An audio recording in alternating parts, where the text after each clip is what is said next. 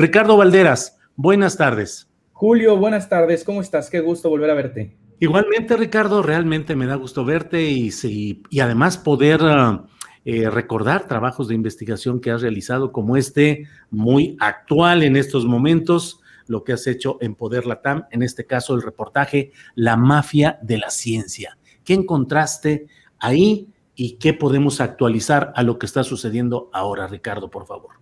Este pequeño resumen que haces me parece sumamente interesante y además necesario para abonar la discusión, dado que considero igual que tú que la comunidad científica son los primeros interesados en entender qué es lo que está ocurriendo detrás de esta, digamos, desde mi percepción, mal llamada persecución científica. Es decir, hace 1 año y medio en Poder publicamos una serie de reportajes en donde, entre otras cosas, hablamos del Foro Consultivo Científico y Tecnológico. Y voy a comenzar desde cero porque creo que es necesario remencionar toda, digamos, el grupo o el equipo de gente que estuvo operando para intereses que no necesariamente son los estipulados en las leyes de ciencia y tecnología. Bueno, la Ley de Ciencia y Tecnología, específicamente, digamos, adentrándonos en el caso del foro, se publica el 5 de junio del 2002, Julio. Mientras que el foro Consultivo Científico y Tecnológico, este que está siendo acusado ahora por la Fiscalía de Gersmanero, se constituye frente al notario público Ángel Gilberto Adame el 29 de noviembre del 2002, el mismo año, y finalmente el estatuto con el que este grupo de científicos o la mayoría de las personas que digamos, están solidarizándose con el gremio, apelan a que es legal, se publica el 9 de diciembre del mismo año. Es decir, la ONG aparece antes de que exista algo que la norme. Esto es una pieza clave para entender el problema porque escuchando varios comentaristas durante la mañana, ellos hacen una asimilación entre que el CIDE es una ONG, la UNAM tiene ONGs o ACDCB, digamos, siendo más específicos en la razón social.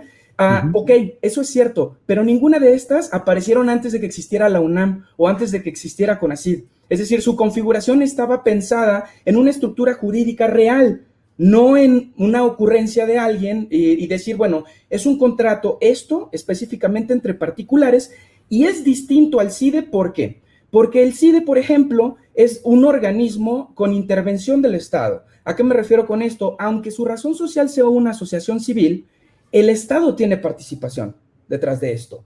En el caso del foro, no es así. Aquí tengo el acta constitutiva y los constituyentes no son el CONACYT, no son secretarios de Estado, no son órganos independientes del CONACYT, es decir, son dos particulares que ahora mismo legalmente son los dueños de la casona en Coyoacán por la cual se les acusa por desvío de recursos. Dicho sea de paso, hay que recordar que Cabrero específicamente tiene un amparo para no presentar su declaración patrimonial. Esto, digamos, abona a entender el contexto y aterrizar en no es una cacería en contra de académicos. Aquí hay un caso de estudio que bueno, más allá de que si las causas penales que se les imputan son proporcionales o no, yo creo que esos son juicios de valor y no un resultado de un proceso periodístico, que ese es nuestro deber, ¿no? Acá lo que nosotros tenemos que entender es que el caso existe, el caso es real. Existe una problemática ahora mismo porque los fondos con los que estuvo operando el Foro Consultivo Científico y Tecnológico no son verificables porque están bajo la figura del fideicomiso y, como bien sabes, el fideicomiso está protegido por el secreto fiduciario. Entonces ellos no están obligados a presentar estos informes financieros. De hecho, tan es así que para yo hacer este trabajo, Julio, tuve que recibir una filtración vía México Leaks para poder saber en qué se gastaban este dinero. Y bueno, a palabras llanas, pues lo que encontramos es, digamos, un proceso de fiscalización muy básico en el periodismo. Es decir, nosotros averiguamos de cuánto eran los montos, de dónde provenían. En general, provenían del F002. Y bueno, lo que encontramos son viajes al extranjero, comidas en restaurantes, publicaciones en revistas, autocontrataciones, pese a que en el acta constitutiva dice claramente en uno de sus artículos que ellos no pueden ser beneficiarios de recursos. ellos mismos se contratan y de hecho el gasto mayoritario de los últimos 2 años de la administración de Tagüeña en específico, que dicho sea de paso, también está en este proceso judicial, bueno, son para operar este supuesto foro. ¿Cuál es, digamos, la raíz jurídica detrás del por qué se está iniciando este proceso? Bueno, porque hay aproximadamente 50 millones de pesos al año que no se pueden verificar, que sus autores están evadiendo su responsabilidad para entregar sus declaraciones patrimoniales, que ahora mismo se desconoce quién es el propietario o propietaria del inmueble y que, bueno, bajo los estándares del mismo estatuto del CONACYT, pues prácticamente todos los proyectos a los que fueron beneficiarios, porque además licitaban dentro de CONACYT, pues fueron ilegítimos porque las reglas de operación decían que tenían que ser utilizados en programas estratégicos y no en la manutención. La misma Julia Tagüeña es la quien me da la declaración a mí, de hecho sale en alguno de los videos, en donde asegura que el 100% del dinero que tiene el foro pertenece al Estado. Y si pertenece al Estado, tiene que ser fiscalizable, Julio.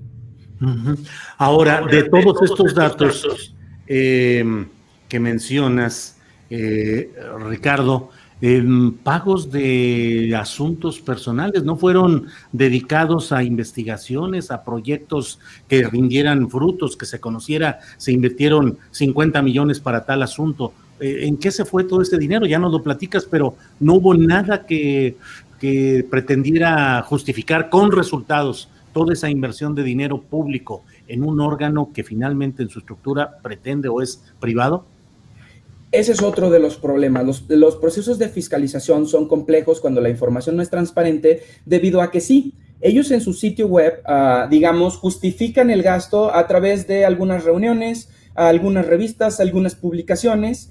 Sin embargo, cuando te alejas de estos informes y haces un análisis fiscal, es decir, factura por factura, en qué se fue el dinero, en realidad es que el gasto es proporcional a operaciones de un edificio y no a las labores científicas, es decir, se contratan académicos que están ligados para hacer una traducción, ¿no? Pero también tenemos gastos en telefonía celular, gastos en lavandería, gastos en choferes privados, es decir, estas plataformas de transporte que no son públicas, es decir, esta gente se pagaba hasta los choferes con el dinero del foro y es decir, el gasto que ellos reportan por ejemplo, hay una investigación que hacen en la zona de Mérida que tiene una suma considerable, si mal no recuerdo son 5 millones de pesos, para un proceso de investigación que nunca presentan el proyecto final. Es decir, dicen que ellos se gastan el dinero en tal científico, pero el comprobable de esto no existe. Lo que sí existe son sus viajes a Brasil, sus viajes a China, sus viajes a Europa, sus comidas en Saks de Polanco, por ejemplo.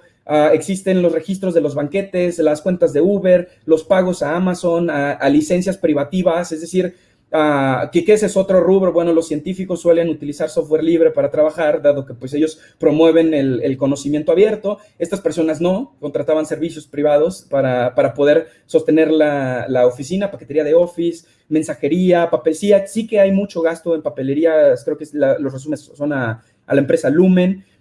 Pero principalmente, digamos, los gastos no se pueden ligar entre lo que ellos dicen que están haciendo con las facturas que ellos presentan para justificar esto. Este es el gran problema que hay detrás. Y si a esto le sumamos que, bueno, sus directores no presentan declaración patrimonial, pues rastrear la procedencia o el origen del dinero, pues resulta bastante complicado. Y ahora, el tema de la categorización jurídica de crimen organizado, ¿no? Delincuencia organizada. Bueno, hay que recordar que sí, nos puede sonar muy alarmante porque es el crimen de crímenes, ¿no? Sin embargo, este crimen de crímenes tiene 9 categorías, Julio, y una de ellas es la evasión fiscal. Y si tú te robas dinero haciendo uso de más de 3 personas, pues la causa penal tiene que ser esa. Es decir, si es desproporcionada o no, Julio, insisto, somos periodistas, no es nuestro trabajo hacer un juicio de valor al respecto. Sin embargo, o sea, las leyes dicen que conforme al caso que estamos planteando ahora, del cual efectivamente hay evidencias, no estoy diciendo que sean pruebas. Digo, ahora mismo todas estas personas deben ser tratadas como presuntas, porque no hay ningún juez que acredite todo. Sin embargo, sí que existen investigaciones al respecto, sí que existe el caso, sí que existe la casa, sí que nadie sabe quién es el dueño de la casa, sí que se le destinó dinero, sí que estuvieron operando únicamente con recurso público y sí que ocultaron informes financieros. Ricardo, hablabas también de cómo en algunos casos ellos mismos eran beneficiados con asignaciones de contratos, supongo, de algún tipo de concesiones. En algún momento leí un reportaje de Miguel Vadillo en Contralínea en el que se hablaba de una casa Lavín, en la cual se decía que el esposo de la directora adjunta de CONACYT era parte de esa organización que no debería de haber recibido fondos debido a esa relación familiar. En fin, ¿qué otros ejemplos hay, Ricardo?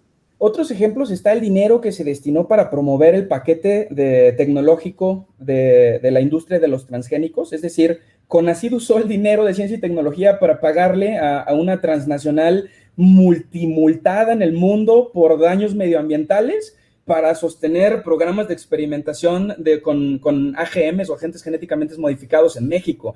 O sea, cosas que resultan bastante absurdas. Eso es lo que podemos encontrar en el ejercicio público, el ejercicio del dinero público en CONACYT. Y creo que es imperante que hagamos énfasis en lo que con lo que tú iniciaste. Coincido plenamente. Es difícil juzgar al periodista, es difícil juzgar al académico, es difícil juzgar al médico, pero no podemos simplemente santificar estos procesos. Ahora mismo, Poder tiene, digamos, en la tela otro proyecto que se llama FOMIX, la ciencia del dinero, que es otro proyecto con otros fondos que también son de fideicomisos de prácticamente elefantes blancos. El tercer o cuarto planetario en el estado de Jalisco, que se anunció como la obra más compleja y más completa de toda América Latina y que terminó sin siquiera tener barda. Tenemos también la construcción de la infraestructura de un espacio de observatorio espacial en el que se hizo en colaboración con la Sedena y que no tiene ni baños, Julio, y que esto ya hay, digamos, juicios que están corriendo y que detonarán otra vez conflictos y detonarán otra vez en la opinión pública esta idea de que se está persiguiendo a académicos, cuando en realidad lo que se está persiguiendo pues es el mal uso del recurso público, y que se tendrá que saber quién sí es responsable y quiénes no. Y ese no es trabajo del periodista, ese es un trabajo de un juez. Lo que sí podemos hacer nosotros es pedir la información, hacerla pública. Ahora mismo todas y todos pueden descargar toda la base de datos con la que trabajamos, tanto en la mafia de la ciencia como en FOMIX, la ciencia del dinero. Los datos los liberamos nosotros y pueden verificar todo esto que se está diciendo. Y si ustedes ya tienen el código, si ya tienen el número de factura, la pueden pedir por transparencia y están obligados a entregarlo. Es decir, toda esta información es verificable y bueno, sigue el proceso. Esta, digamos, puede ser considerada, si estamos hablando en términos legales, la etapa no judicializable y, bueno, sigue entonces la etapa judicializable, que entonces ya eso le corresponde a los jueces, no a nosotros. Claro, Ricardo, ¿en qué dirección electrónica pueden asomarse, pueden ver los trabajos de los que estamos hablando? Bueno, pueden entrar a las redes sociales de Poder Latam en Facebook y Twitter o en el sitio web poderlatam.org. También pueden seguirme en redes sociales, ahí está mi @ Rikilix, y pues a sus órdenes. Bueno, Rikilix, Ricardo Valderas, muchas gracias por esta oportunidad de asomarnos al trabajo que detalladamente has hecho y seguimos en contacto, que este tema va a dar todavía para hablar buen rato. Gracias, Ricardo. Un gran abrazo, hasta luego. Igual, hasta luego. Gracias, Ricardo.